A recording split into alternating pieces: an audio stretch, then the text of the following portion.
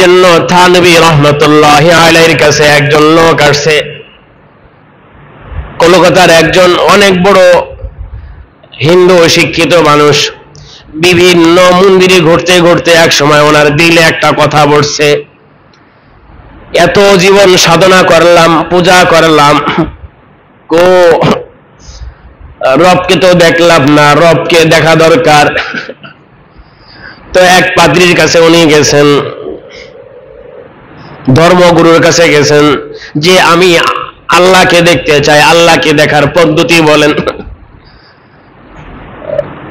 গুরু আর কি বলবে, গুরু তো জানে না রবকে কিভাবে দেখা যায়। গুরু গেছে রাগ হইয়া।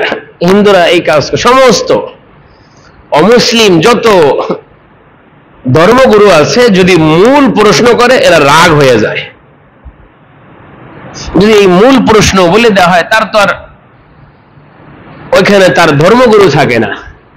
এই জন্য আপনি যদি খুব বিনয়ের সাথে, ওই যারা জাসদ আছে, কমিউনিস্ট আছে, সমাজতন্ত্র আছে, আবার ইহুদি আছে, নাসারা আছে, আরো যত প্রজাতির মানুষ আছে, আপনি যদি খুব বিনয়ের সাথে বলেন যে আমাদের ধর্মের মূল এটা, এটা আমাদের রব এমন, আমাদের রসুল এমন, এইটা বলেন, এইটা বলেন, রবকে দেখতে হইলে এই কাজ করা, রসুলের সাথে জান্নাতে থাকতে হইলে এই আমল, তো আপনি আপনার ধর্মের কিছু আমাকে বলেন, দেখবেন বলতে পারবে না।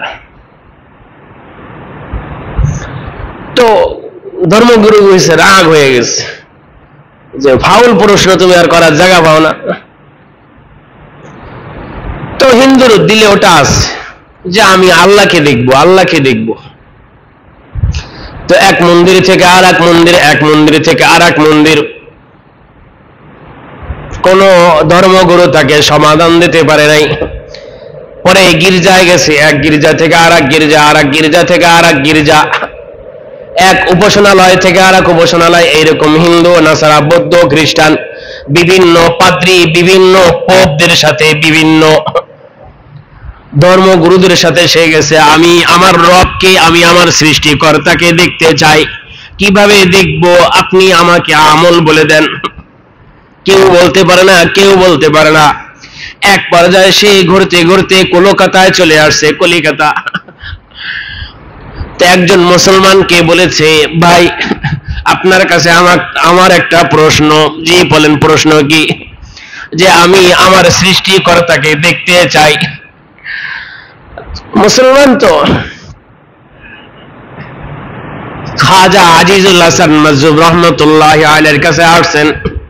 ওই সেই আমলের ব্রিটিশের উনি কালেক্টর ছিলেন, ওয়াল কলকাতার উনি কালেক্টর ছিলেন। থানভী রহমতুল্লাহর সাথে সম্পর্ক ছিল, জেনারেল শিক্ষিত মানুষ, কিন্তু অনেক বড় আল্লাহ ওয়ালা ছিলেন, বুজুর্গ মানুষ ছিলেন। খাজা আজিজুল হাসান মাজুব রহমতুল্লাহি আলাইহি, ওনার অনেক কিতাব নেটে পাওয়া যায়, বিভিন্ন ভাষায় আছে, বাংলা, আরবি, উর্দু, ফার্সি, ইংলিশ, বহু ভাষায় আছে, শতাধিক কিতাব আছে ওনার। বুজুর্গ মানুষ ছিলেন, অনেক বড় আল্লাহ ওয়ালা। এই জন্য যে কোনো সাধারণ মানুষও যদি, জেনারেল শিক্ষিত মানুষও যদি দিনদার মানুষের সাথে, হক্কানি বুজুর্গ আলেমদের সাথে চলাফেরা করে, ওঠা বসা করে, সেও এক পর্যায়ে সেও দিনদার হক্কানি আলেমে রূপান্তরিত হয়ে যায়। সুবহানাল্লাহ। সম্পর্ক এটা এমন গভীর। ওই যে ওমর ফারুক কুফরি ভিতর অন্ধকার ছিলেন, লিডার ছিলেন, আল্লাহর রসুলকে হত্যা করার জন্য আসছে।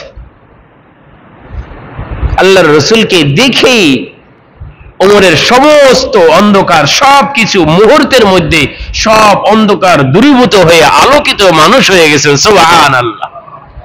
মানুষের নজর, মানুষের দর্শন অনেক কিছু বলে দেয়।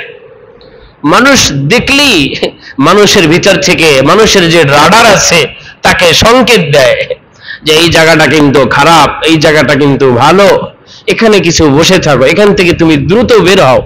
বলে না ভাই, অবস্থাই বলে দেয় যে এই লোকটার কাছে তুমি কিছুক্ষণ থাকো, এই লোক থেকে তুমি দ্রুত পলায়ন করো।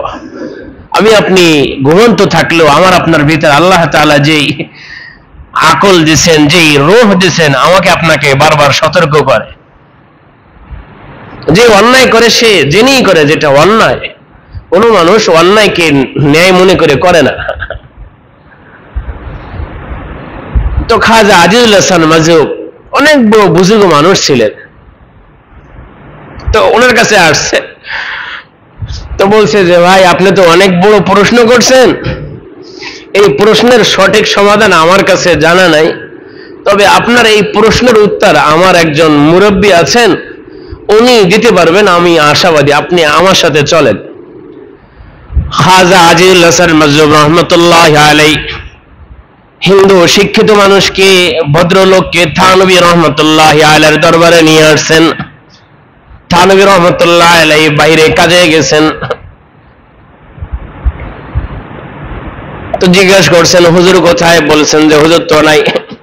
তো বলছেন আপনি তো বহু দূর থেকে আসছেন, আপনি একটু বিশ্রাম করেন, আপনি আরাম করেন, গোসল করেন, কেননা আপনি তো বহু দূর থেকে আসছেন, শরীর ক্লান্ত, এত দামির প্রশ্ন যদি আপনাকে এখন দেওয়া হয় আপনি নিতে পারবেন না। এই জন্য আপনার মনকে আপনি স্থির করেন, আপনি শান্ত হন, বিষয়টা খুব ভালো করে বুঝবেন। তো ওনাকে গোসল ব্যবস্থা করা হয়েছে, খাওয়া দাওয়া করানো হয়েছে। হিন্দু মানুষ আসছে থানবীর কাছে, মানুষ সবাই খেদমত করতেছে, বিশাল ঘুম দিছে। তো থানবী রহমতুল্লাহ ইতিমধ্যে আসছে, বেচারা মনে করছে যে হুজুর নাই, আমাকে ছলে বলে টাইম পাস করাইতেছে, তো বেচারা আইসা ঘুমাইছে। থানবী রহমতুল্লাহ আলাইহি আসছেন, তো থানবী রহমতুল্লাহ আলাইহি ওনাকে নিজেই বাতাস দিতেছেন। তো ঘুম থেকে উঠছে, ওইটা দেখে যে ঘুমের সময় যিনি বাতাস দিচ্ছেন তিনি না, এখন আর একজন বাতাস দিতেছে। তো বলছে যে আপনি কে? বলছে যে আমি কে, ওর পরিচয় পরে হবে, আপনি আরাম করেন। তো বলছে না, আমার আরাম হয়েছে। তো বলছে যে আপনি কে? বলছে আপনি কেন আসেন সেটা বলেন। বলছে আমি তো আসছি অনেক বড় একটা প্রশ্ন নিয়ে। তো বলছে প্রশ্ন বলেন। বলছে না, প্রশ্ন বলবো না। কেন বলবেন না? ওই হিন্দু লোকটা উনি একটা ফার্সি বাক্য বলছেন, দিদারে তো হর সওয়ালে জবাব আস্ত, আমি সর্বপ্রথম আপনার চেহারার দিকে তাকাইয়া আমার সমস্ত ভিতরের প্রশ্নের সমাধান আমি পেয়ে গেছি। হিন্দু লোক বলছে। তো বলছে আপনার নাম? তো বলছে আমার নামই আশরাফ আলী, আমার বাড়ি থানা ভবন, এই জন্য মানুষ আমাকে থানবী বলে। তো বললো যে আপনার সাথে তো বহু কথা হইলো, আপনার প্রশ্ন তো বললেন না। বলছে না, আমার প্রশ্নের উত্তর হয়ে গেছে।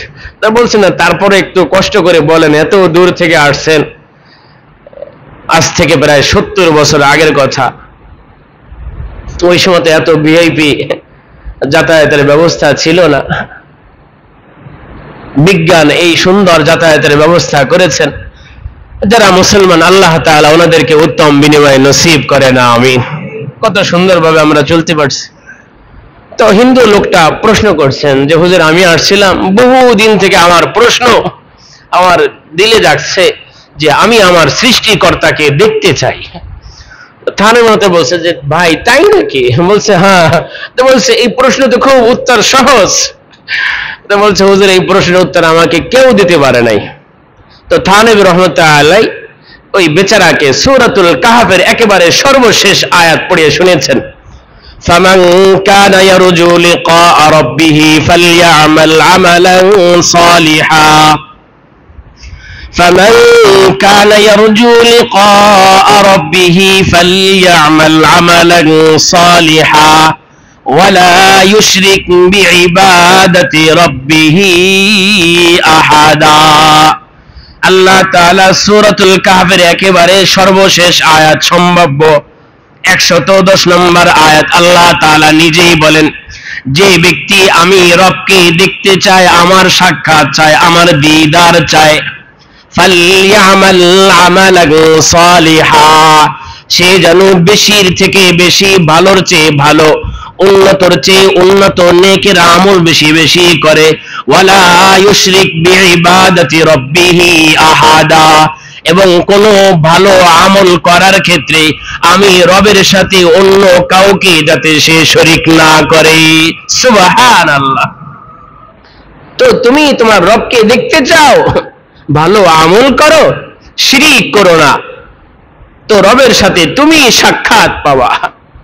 হিন্দু লোকটা বলে, হযরত আমি বুঝে গেছি রবকে হয়তো দেখা এত সম্ভব না, এত সহজ না, তবে আমার দিলে বর্তমান একটা জবাব আসছে, যদি আমার সামনে যিনি দাঁড়ানো আছেন যদি তার মতন আমল, যদি তার মতন ইখলাস আখলাক হয়, হয়তো রবকে দেখতে হবে না, রব তার সাথে এসে তিনি সাক্ষাৎ দিবেন। সুবহানাল্লাহ। এজন্য আল্লাহ তাআলা জান্নাতে আদন প্রতি শুক্রবার জান্নাতীদেরকে এক একবার সাক্ষাৎ দিবেন। সুবহানাল্লাহ। আল্লাহ তাআলা আমাদের সকলকে আমলের তৌফিক দান করেন। তো বলছিলাম ঈসা আলাইহিস সালাতু ওয়াস সালাম 3 দিনের জন্য 3 দিবসের জন্য সালামতি চেয়েছেন। ওয়াসসালামু আলাইয়া ইয়াউমা উলিদতু ওয়া ইয়াউমা আমুতু ওয়া ইয়াউমা উবআসু হাইয়া। রব যেই দিন আমার জন্ম হবে আপনি আমাকে সালামতি দিয়েন, আমি যেই দিন মৃত্যুবরণ করব সেই দিন আপনি আমাকে সালামতি দিয়েন, আমি যেই দিন ময়দানে মাহশারে পুনরায় আমাকে আবার উঠানো হবে সেই দিন আমাকে সালামতি দিন। এই জন্য মুফাসসিরিন ইকরাম বলেন, বুজুর্গানি দ্বীন বলেন, যার জন্মের দিন আল্লাহর পক্ষ থেকে নিরাপত্তা হবে তার দুনিয়ার জীবন ভালো হবে, যার মৃত্যুর দিন আল্লাহর পক্ষ থেকে সালামতি হবে, নিরাপত্তা হবে, তার কবরের জগৎ ভালো হবে, যার ময়দানে মাহশারে ওঠার দিন, পুনরুত্থানের দিন, যার ব্যাপারে আল্লাহর পক্ষ থেকে সালামতি হবে, নিরাপত্তা আসবে, তার বিচার, তার হিসাব, তার আখিরাতের যত মঞ্জিল গুলো সব সহজ হবে। এই জন্য বিশেষভাবে এই 3 দিনের জন্য আল্লাহর কাছে সালামতি চেয়েছেন। এই জন্য থানবী রহমতুল্লাহি আলাইহি বলেন, মুসলমানের সবচেয়ে দামি সম্পদ হইতেছে ঈমান। এই জন্য শয়তান মানুষকে ধ্বংস করার জন্য যত কলা কৌশল অবলম্বন করে, শয়তানের সবচেয়ে মৌলিকভাবে 3টা কৌশলের অন্যতম একটি কৌশল হচ্ছে মানুষের ঈমান নষ্ট করা, মানুষের ঈমানকে নষ্ট করা। আল্লাহর প্রতি বিদ্বেষ জাগাইয়া দিবে, রাসূলের প্রতি বিদ্বেষ, রাসূলের প্রতি ঘৃণা, আল্লাহর প্রতি অভিযোগ, ওই সাথে সাথে ঈমান নষ্ট হয়ে যাবে। তাকদীরের প্রতি অসন্তুষ্ট, হালাল জীবিকার প্রতি অসন্তুষ্ট, ঈমান নষ্ট করে দিবে। কালিমা পড়ে কিন্তু আবার আল্লাহ তাআলাকে গালি দেয়, কালিমা পড়ে আবার রাসূলকে গালি দেয়, কালিমা পড়ে আবার সাহাবীদেরকে গালি দেয়, কালিমা পড়ে আবার জান্নাত মানে না, কালিমা পড়ে আবার জাহান্নাম স্বীকার করে না, কালিমা পড়ে আবার কবর, হাসর, পুলসিরাত, মিজান মানে না। ঈমান নষ্ট করে দেয় শয়তান। এই জন্য আমাদের অনেক বুজুর্গান দিন খুব আফসোসের সাথে বলেছেন, না রূহে মযহাব না আরিফ, না রূহে মযহাব না রূহে আরিফ, না শিরানে জবান বাকি, ज़मी बदल गई अगरचे आसमान बाकी। ओ मजहबे ओ मोहरे इब्राहिम बाकी, तालीम इब्राहिम गुम, मजहबे इब्राहिम बाकी, दीन इब्राहिम गुम। हम मुसलमान हैं अगर हम में मुसलमानी नहीं, हम में ईमान है मगर मुमिने कामिल नहीं। আমরা মুসলমান কিন্তু মুসলমানিত্ব আমাদের ভিতর নাই, আমাদের দিলে ঈমান আছে কিন্তু পূর্ণ ঈমান নাই।